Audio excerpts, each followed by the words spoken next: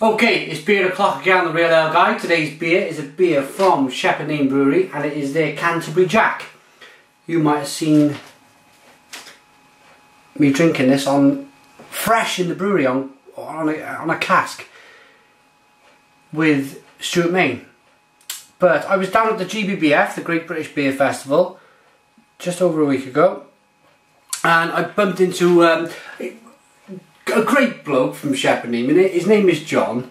We got talking. I've met him a few times before. We decided to go and grab a burger. While we were talking, having our lunch, it was a case of, I said to him, look, I've not reviewed it in a bottle, and within a week, before I know it, I got a nice bottle of Canterbury Jack, which I'm looking forward to. I'm looking forward to very much. So thank you to John at Neame for the beer.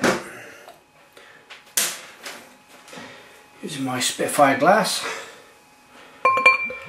I'm looking forward to this, but I've just read the label. I was absolutely convinced that this beer had Cascade hops in, and surprised to read that it wasn't actually Cascade. It's actually Kentish hops. So I'm not sure if that's if it's Styrian Goldings down Kent way.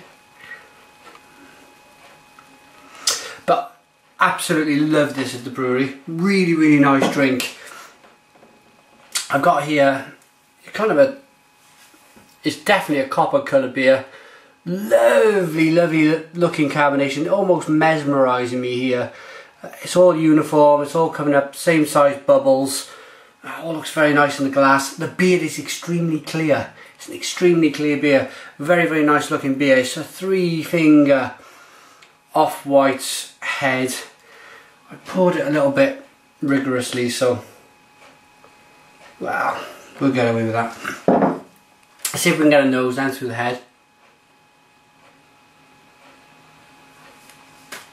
And it's 4% ABV, and it's just a perfect session beer.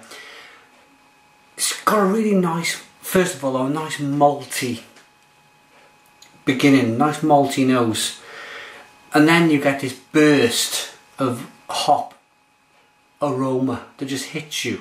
It's really nice. It's spicy.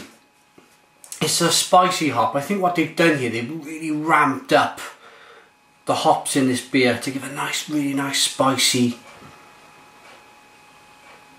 citrusy nose. Oh, I'm gonna get into this. Cheers, everyone.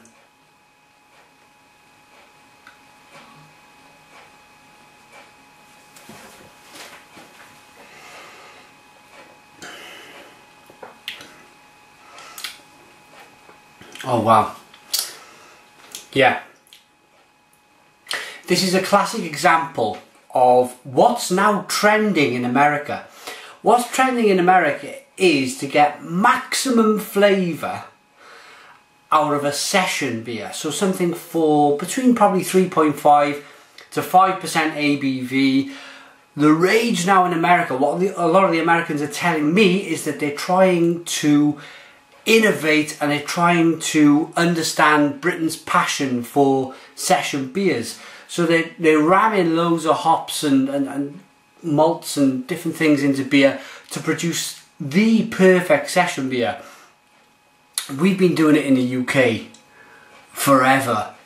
We've been looking to maximise flavour with a low, kind of a, well, I wouldn't say a low ABV, but a sessionable ABV where you can go out and enjoy 3 or 4 pints with a family. And as I said, I'll say it again, this is a classic example of that.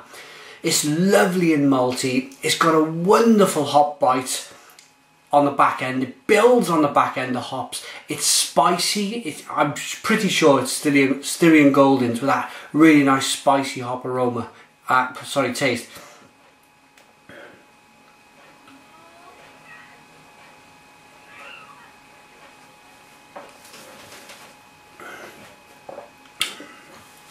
Yeah, I'd like to talk about also the mouthfeel. The mouthfeel, you may think a 4% beer might be a little bit thin too, but It's not thin at all. It's incredibly drinkable. The carbonation bounces on the tongue. It's nicely carbonated. It helps to release the flavours of the beer on your palate. But it's kind of it's not quite creamy, the mouthfeel. There's a definite texture to it. I'd say a medium texture to this beer. Medium mouthfeel.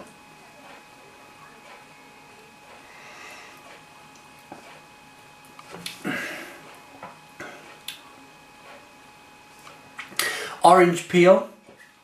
Definite spicy kind of orange peel taste. There's a yeast character in the beer.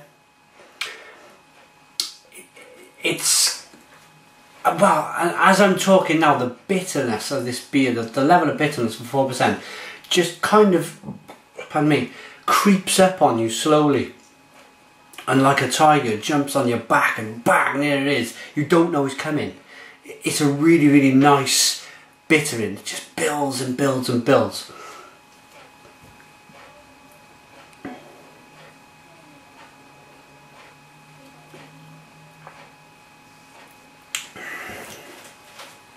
It's really nice. It's malty. It's hoppy. It's 4%. It's sessionable. I could easily fit 5 of these in at the GBBF. I wish I stuck on something like this all day, because you can go, like I did. I went out and I started to drink the mental stuff at the end, and I barely got home. I had to be carried through the underground by the Otley Brewing Company, who were in Pontypridd. They were kind enough to get me onto the train at Paddington. But I wouldn't have knew, the whole point of this is you got flavour with this beer. It's sessionable, and it probably wouldn't have happened if I was stuck on a beer like this all day long. It probably wouldn't have happened. I probably would have been in a far better state than I ended the night. So there's a lot of advantages to a beer like this. There's a lot of advantages to really ramp up the flavours. I'm going to give it one, well, first of all, let's give it a little read on the back. Canterbury Jack has been handcrafted using the finest Kentish hops and barley, creating a light, refreshing and contemporary ale, bursting with citrus note and flavour, sharing its name with an ancient hop and the nickname for a country rogue. It is truly a Kentish character ale. There you go, Canterbury Jack. Let's give it a final taste and a rating.